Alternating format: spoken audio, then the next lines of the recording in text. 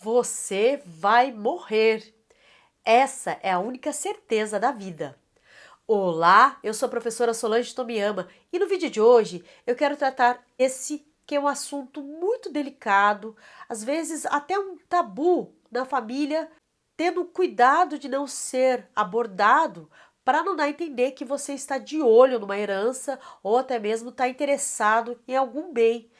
Mas fora isso, é necessário abordar esse tema até para que vocês entendam quais são os casos em que as famílias se enrolam quando um falecido, um ente querido morre.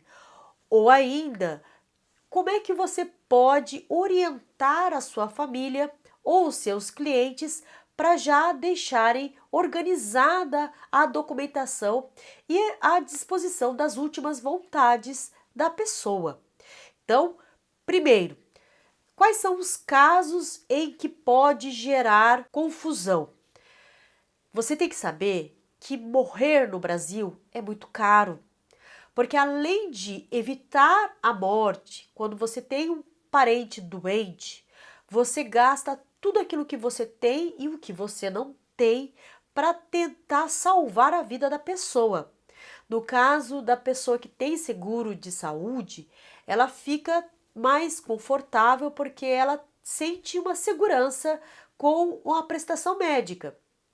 Quem não tem, fica ou dependendo da ajuda de familiares ou ainda depende exclusivamente do serviço público, que fica uma loteria.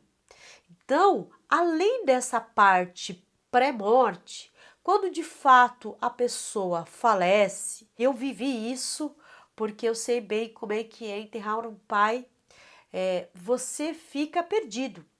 E aí você nem tem tempo para assimilar os sentimentos e já vem as pessoas com a parte burocrática do valor do sepultamento, do valor do velório, do valor do inventário.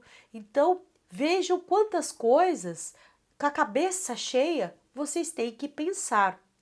E, embora saibamos que é a única certeza, a gente nunca está preparado. Então, a gente percebe que o brasileiro ele está preparado para passar a vida inteira poupando.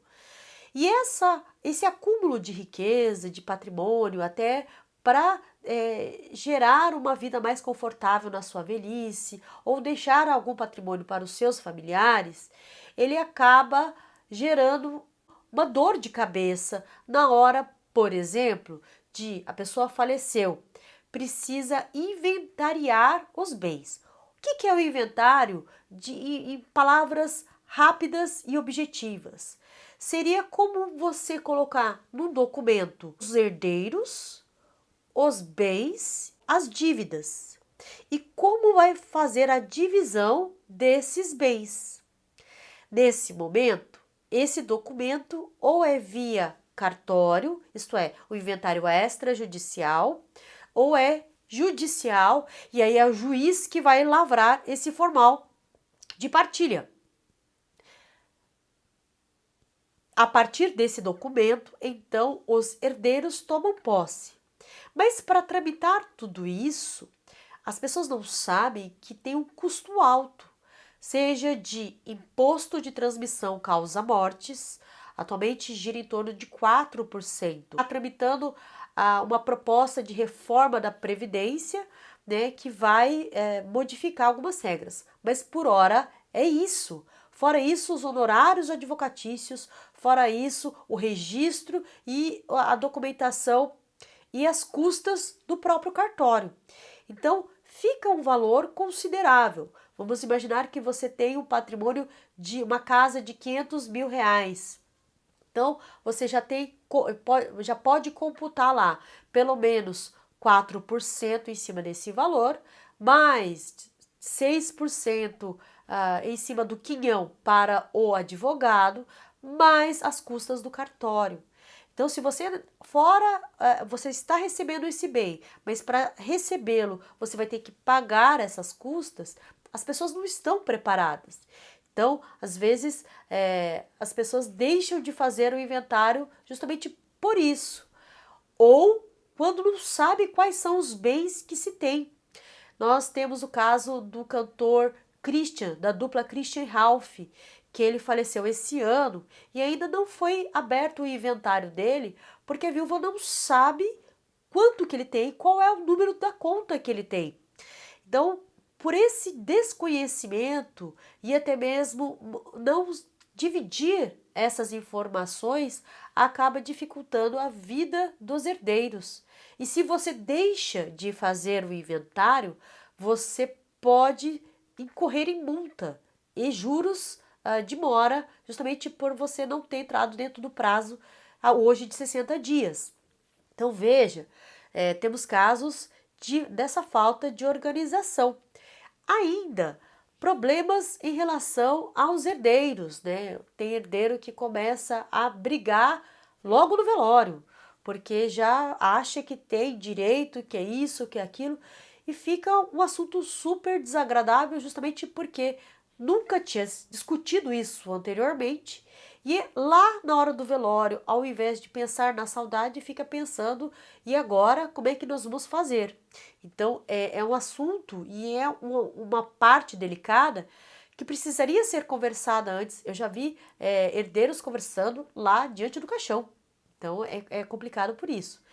E aí tem formas e formas de se planejar e de se evitar. Qual a orientação que eu dou? Primeira orientação é que vocês precisam conversar. Todos os herdeiros, seja a própria pessoa que tem os bens, para saber qual é a vontade dela, para saber o que ela quer fazer. Esse assunto, ele não pode ser um tabu, ele tem que ser conversado. A partir daí, dessa conversa, vocês têm que pegar uma orientação com um profissional para saber qual é a melhor forma. Tem muita gente falando sobre holding familiar, que é um tipo de empresa onde todo o patrimônio fica dentro dessa empresa e os herdeiros têm cotas dessa empresa. Mas existem casos em que a holding não funciona. Então, se você quiser, até deixa aqui nos comentários. Então, ela é destinada para alguns casos. Existem outras situações, como a do Silvio Santos, por exemplo, que ele, em vida, fez já a divisão dos bens para cada filha. Então, até para não criar um desconforto, porque é um patrimônio grande, porque tem muitas herdeiras, então ele já se preparou para evitar esse tipo de discussão. Essa é a forma mais indicada, justamente para garantir a vontade daquela pessoa, que ela prevaleça. Você pode ainda se preparar via testamento, né, lavrando um documento com disposição das últimas vontades em cima daquela parte do patrimônio que você pode dispor, porque tem uma parte sendo casado que você não pode. Mas daquela parte que você pode dispor, como é que você quer deixar ela registrada? Como fez o Gugu, né? Ele deixou registrado como é que ele queria que fosse feita a divisão dos bens dele. Mesmo sendo ainda jovem, ele já tinha feito a sua disposição de vontades. Ah, mas eu não sou rica que nem eles, eu não tenho tanto patrimônio assim. Como é que eu faço? Você pode pensar em planos de previdência privada, porque você vai gerando um capital, esse capital ele fica depositado no fundo, e aí quando você falecer, ou o seu ente querido, esse valor vai direto para o herdeiro indicado. Então nem passa pelo inventário, nem é computado aquele imposto de transmissão, porque já é passado diretamente. É uma opção caso você tenha dinheiro em espécie e queira, depois da sua morte, passar para os seus herdeiros. Isso você pode perfeitamente. Ou ainda, você pode buscar alternativas, né, para garantir que, olha, eu já passei o patrimônio para os meus filhos, mas o usufruto é meu. Então, essa condição você pode colocar, inclusive, no registro. Então, você acaba facilitando na hora de fazer inventário, porque não tem mais aquele valor grandão, né? Aquele imóvel já não é seu. Então fica o inventário só sobre os bens menores, ou nem precisa de inventário porque não tem mais bens no seu nome. Mas lembrando que você, enquanto herdeiro, você também não pode ficar que nem um urubu, achando que, olha, meu pai, a minha mãe, eles estão gastando a minha herança. Porque não existe herança de pessoa viva, chamada pacta curvina, ok? Não fique de olho, deixe eles aproveitarem, deixe eles gastarem, porque assim eles vão poder usufruir um pouco daquele trabalho que ele tanto suou para ganhar. O que a gente conclui com tudo isso? Planejar a morte, ela significa evitar não só uma, mas duas mortes. A daquele da pessoa que de fato faleceu e da família que acaba precisando morrer para pagar todos os custos de um inventário, de uma doação, até a divisão dos bens, ok? Para garantir, de fato, que sejam cumpridas as suas últimas vontades. Bom, espero que você tenha gostado do vídeo. Se você gostou, compartilha com alguém que tem alguém doente, está passando por alguma situação semelhante e que tem dúvidas sobre o assunto relacionado do direito. E se inscreva no canal, porque assim eu sei que você gosta de vídeos que eu faço com muito carinho daqui para você daí. Te vejo no próximo vídeo. Grande beijo. Tchau, tchau.